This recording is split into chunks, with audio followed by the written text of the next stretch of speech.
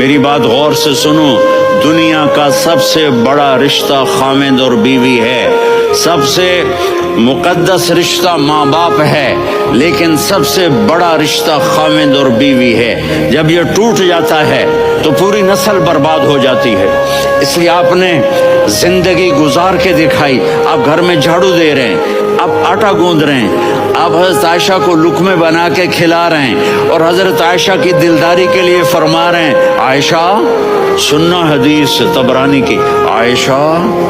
عائشہ مجھے جب سے پتا چلا ہے نا کہ تو جنت میں میری بیوی ہے تو مجھے تو مرنے کا شوق لگ گیا ہے۔ اللہ کی قسم ہمیں سکھانے کے لیے تھا۔ زندگی بھر ساری زندگی ایک کام کرتے رہنا، ایک کام ساری زندگی، جوانی میں، بڑھاپے میں، بیماری میں،